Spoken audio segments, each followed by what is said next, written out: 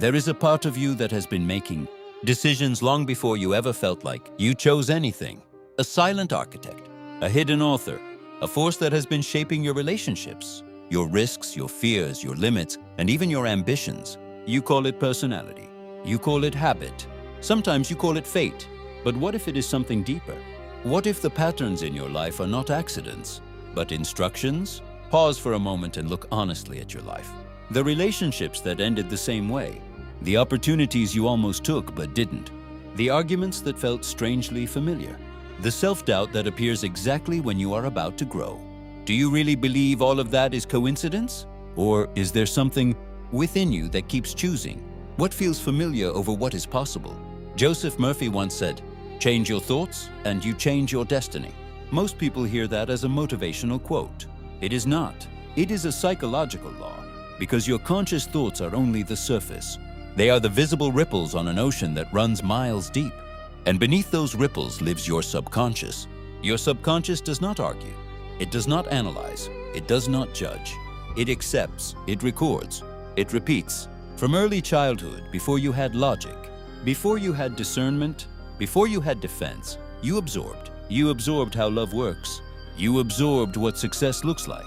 You absorbed whether you are worthy or not. You absorbed how safe the world is. You absorbed how much you're allowed to have. And the terrifying part? You never consciously chose most of it. Carl Gustav Jung warned, "Until you make the unconscious conscious, it will direct your life and you will call it fate." Think about that carefully. If you are unaware of your hidden beliefs, they do not disappear. They operate. They influence who you're attracted to. They influence how much money you subconsciously allow yourself to earn. They influence whether you speak up or stay silent. They influence whether you build or sabotage. And then, when the outcome repeats, you say, "This is just how my life goes." No, this is how your programming goes. Your subconscious mind is not mystical in a fantasy sense. It is mechanical. It runs on repetition. It runs on emotion. It runs on imagery. It runs on what feels true, not what is logically true. If somewhere in your early years you internalized, "I am not enough. I must earn love." Success is dangerous. Money changes people. Conflict means abandonment. Then no matter what affirmations you repeat for 30 seconds in the morning, your deeper system will override them because it is trying to keep you safe. And here is where most people misunderstand the subconscious. It is not your enemy. It is your protector. But it protects based on old data. If you grew up in instability, your subconscious may equate chaos with love because chaos was familiar. If you grew up needing approval, your subconscious may sabotage independence because approval once meant survival. Your system is not broken, it is loyal. Loyal to an outdated script. Now here is the confrontation. If your subconscious is running outdated survival scripts, then you are not fully steering your life. You are reacting from memory. Memory that feels like personality.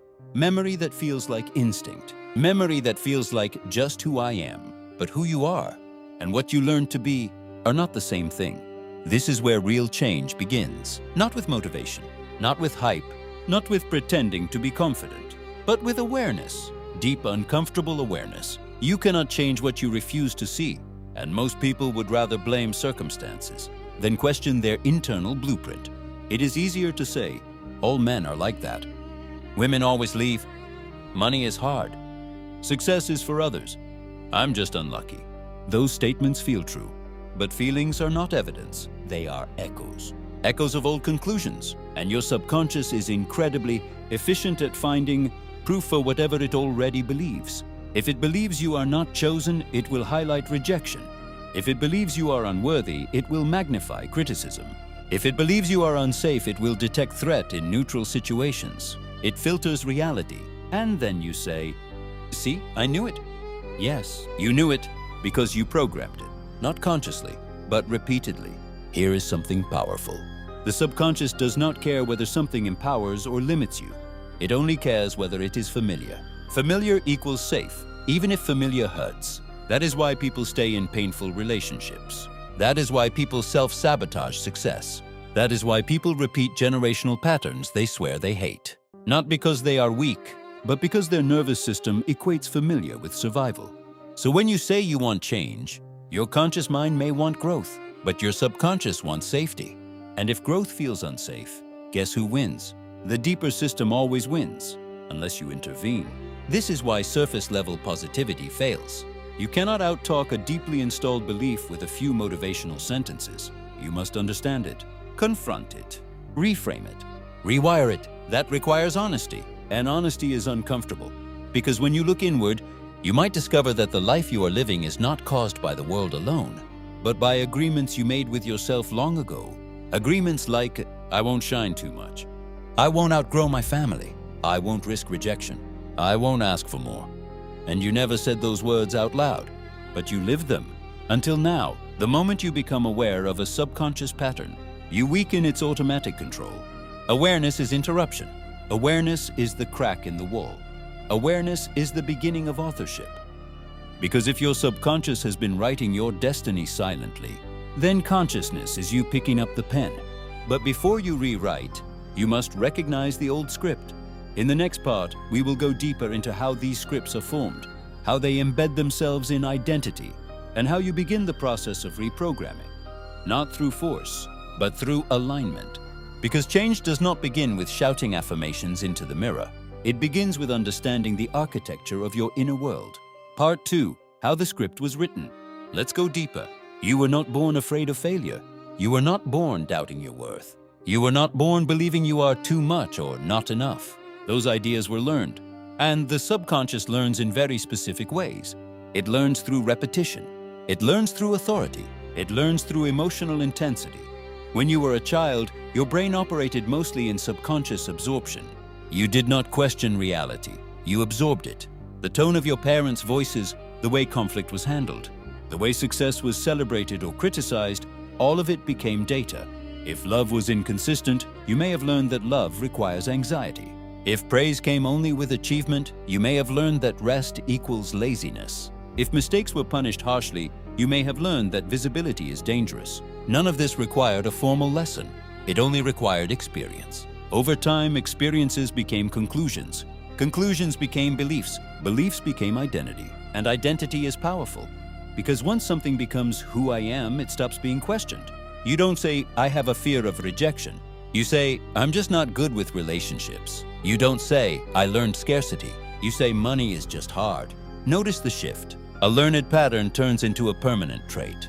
This is how destiny is quietly constructed. But here's something crucial. Your subconscious does not respond to logic alone. You can understand your patterns intellectually and still repeat them emotionally. Why?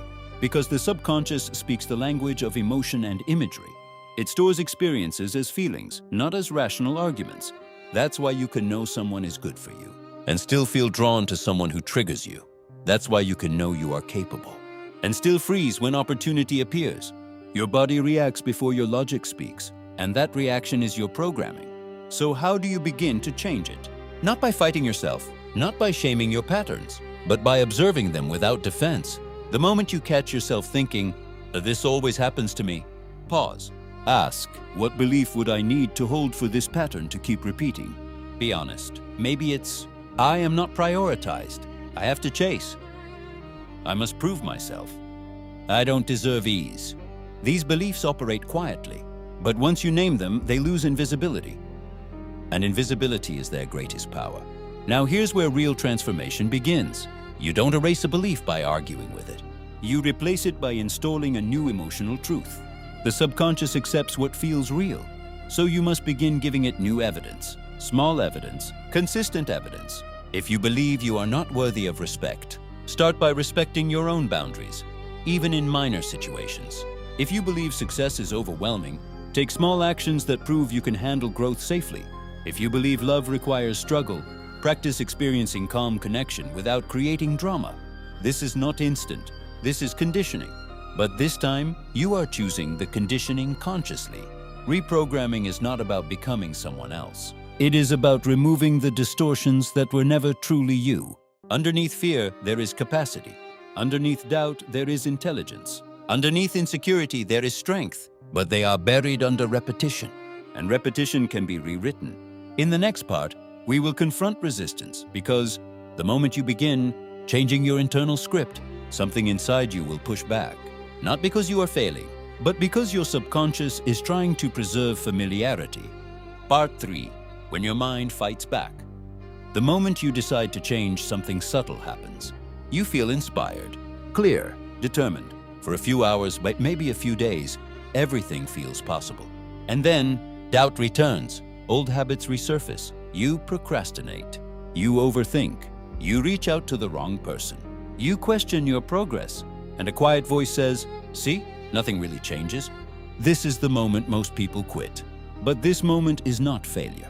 It is resistance. And resistance is proof that you are touching something real. Your subconscious is designed to maintain stability. It does not measure success by growth. It measures success by familiarity. If a new behavior feels unfamiliar, even if it is healthier, your nervous system may interpret it as danger. Growth feels uncertain, and uncertainty feels unsafe. So your system pulls you back toward what it knows, even if what it knows has been limiting you. If you've always undercharged for your work, raising your price will feel uncomfortable. If you've always tolerated disrespect, setting boundaries will feel aggressive. If you've always played small, visibility will feel threatening. Not because these actions are wrong, but because they are new, and new requires identity expansion. This is the hidden cost of transformation. You don't just change behavior, you outgrow a version of yourself, and that version will try to survive. You might notice thoughts like, "Who do you think you are?" You're going to lose people. You're not ready. This isn't you. That voice sounds like truth. It is not truth. It is protection. Old protection. Protection that once helped you belong. Protection that once helped you avoid criticism. Protection that once helped you stay emotionally safe. But protection has an expiration date. If you are still living by survival strategies from 10 or 20 years ago, your life will reflect who you had to be, not who you are capable of becoming. So how do you move through resistance without collapsing back into old patterns? First, expect it. When resistance appears, don't interpret it as a sign to stop. Interpret it as a sign that you are crossing a psychological threshold. Second, regulate your body. Your subconscious is deeply connected to your nervous system. If your body feels threatened, your mind will generate thoughts that justify retreat. Slow breathing, grounded posture, deliberate movement. These are not small things. They signal safety to your system while you are expanding. Third, move in repetition, not intensity. Transformation is not built in emotional peaks. It is built in quiet consistency. Small aligned actions repeated. Daily will override old scripts more effectively than dramatic declarations. If you want to become confident, practice small acts of courage consistently. If you want financial expansion, make steady, intelligent decisions repeatedly. If you want emotional security, choose calm responses again and again. Repetition installs identity, and identity determines destiny. There will be moments where the old version of you feels louder, where self-doubt feels convincing, where quitting feels easier than continuing. In those moments, remember this: discomfort is not always a warning. Sometimes it is evidence that you are shedding a limitation. You are not losing yourself. You are meeting a larger version of yourself, and the subconscious can adapt. It is programmable. It learned your fears through repetition. It can learn your power the same way, but only if you persist long enough for the new pattern to feel familiar. In the final part, we will bring this together, not just as theory, but as a decision. Because understanding your subconscious is powerful. Choosing to direct it is transformative. Part 4. Becoming the author. Now we arrive at the real question. If your subconscious has been shaping your life quietly, and if your patterns are not accidents but programs, then who are you going to be from this moment forward? Because awareness without decision changes nothing. You can understand every psychological mechanism. You can analyze your childhood.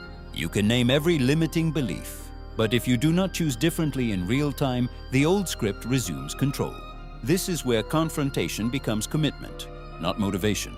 Commitment. The commitment to observe yourself when it would be easier to react. The commitment to pause when your ego wants to defend. The commitment to choose growth when familiarity whispers, "Stay here." Your subconscious is not rewritten in a single breakthrough moment. It is rewritten in ordinary decisions, the way you respond to criticism, the way you speak about yourself when you fail, the way you handle silence, the way you tolerate or refuse to tolerate disrespect. Each moment is a vote. Each reaction reinforces an identity, and identity compounds. If you repeatedly choose self-respect, even when it feels uncomfortable, your subconscious begins to register a new truth.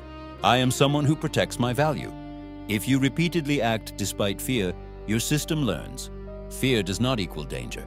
If you repeatedly allow good things without guilt, your mind updates. Receiving is safe. This is how destiny shifts. Not by wishing, by aligning. Joseph Murphy spoke about the subconscious as a fertile ground. Whatever you impress upon it, with emotion and repetition, it accepts as reality. Most people have been impressing fear. Fear of loss, fear of rejection, fear of being seen, fear of being insignificant, and then they wonder why life mirrors tension. But when you consciously impress new assumptions, I am capable, I can handle growth, I deserve stable love, I can create wealth ethically, and you back those assumptions with behavior, something powerful happens. Your inner world stabilizes. And when your inner world stabilizes, your external decisions change. You stop chasing what drains you. You stop tolerating what diminishes you. You stop shrinking to stay comfortable for others. Not aggressively, calmly, with certainty. This is not about becoming louder. It is about becoming aligned. Carl Gustav Jung reminded us that the unconscious directs our lives when left unseen. But once seen, it becomes material for transformation. You are not here to erase your past. You are here to integrate it without being ruled by it. Your fears are not proof of weakness. They are evidence of adaptation. Your patterns are not signs of failure. They are signs of conditioning. And conditioning can change. The real shift happens the day you stop asking, "Why does this always happen to me?" and start asking, "What belief inside me keeps allowing this?" That question alone is power, because it moves you from victimhood to authorship. And authorship is responsibility, not blame. Responsibility means you have influence. It means you are not trapped in repetition unless you choose to remain unconscious. Imagine a version of you 5 years from now. Calmer, stronger, financially stable, emotionally secure, disciplined, clear. That version is not waiting for luck. That version is built through internal governance, through conscious thought selection, through emotional regulation, through aligned repetition, through the courage to outgrow outdated identities. Your destiny is not written in the stars. It is written in your assumptions, and assumptions can be examined, challenged, replaced. Tonight, when this video ends, nothing magical will happen. There will be no dramatic music guiding your transformation. There will simply be you and a decision. Will you continue operating from old survival scripts? Or will you begin observing your inner dialogue with precision? Will you keep reacting from memory? Or will you respond from intention? The subconscious is powerful, but it is not sovereign. You are. The moment you bring light to what was automatic, you interrupt fate. The moment you choose differently in the smallest action, you shift trajectory. And trajectory over time becomes destiny. So the real question is not, are you ready? The real question is, are you willing to become conscious enough to change? Because if you are, tomorrow will not look different by accident. It will look different because you finally decided to direct the architect within.